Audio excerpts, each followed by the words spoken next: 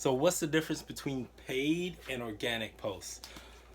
Basically, organic is what you post normally on your timeline. So essentially, it's free to post. The only thing it costs you is time.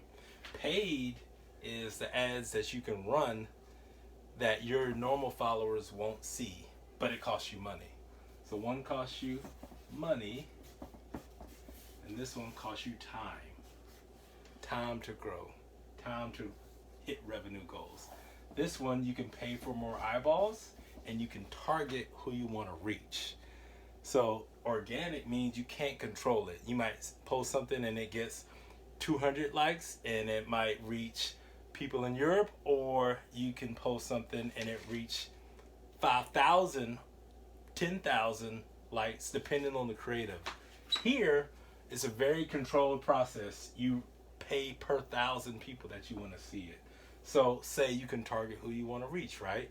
So you can target people who already know your products, people who've engaged in your Instagram profile already, or people who've landed on your website already. All those people are warm leads, so to speak. You can even target people who've used your app or have even bought your product in the store. You can actually take their customer data and upload it here, all to get more people to see it. Here, you can't control it. It just goes any which way.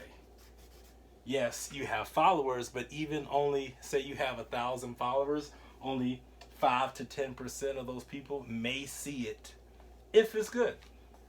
So you're a slave to the algorithm, so to speak.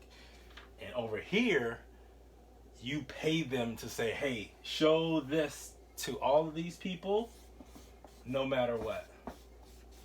The people, you can set a reach ad and set it to 100% and reach everybody who's landed on your website that didn't buy.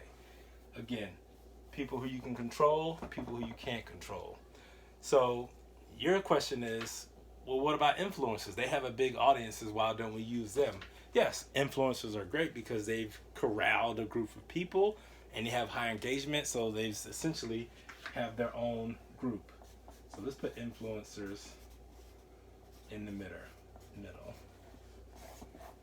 Now, here's where it can get fun, right? So influencers can also post organic, which is what you normally see in your timeline, but they can also run paid too. So they can take their followers and set custom audiences, and based off their custom audiences, they can say, take everybody who engages with our account and put them in a group, one big group. And now you can pay them to say, hey, run our product from your account to these people. But meanwhile, their followers that are on their organic page, if you were to go to their account,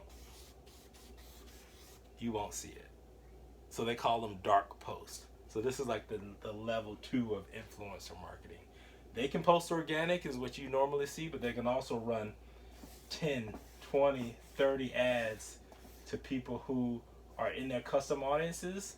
Or where it can get really fun is you can have 3, 4, 5 people that essentially are clones of the lookalike audiences engage with your product.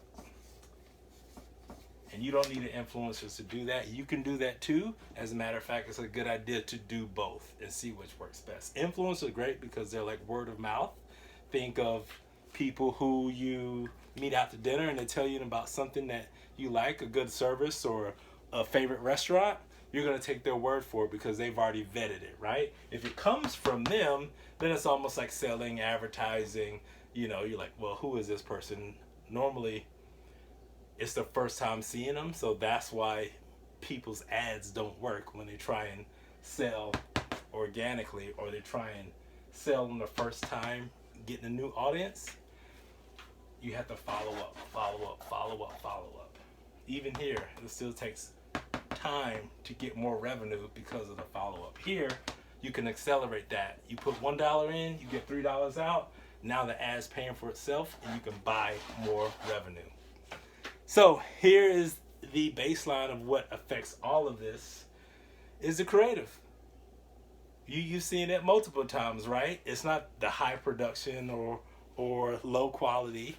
It's what the audience likes, what resonates well. If you have a crap piece of creative, it's going to cost you more money for these people to see it and for these people to share it, because Facebook only cares about attention, right?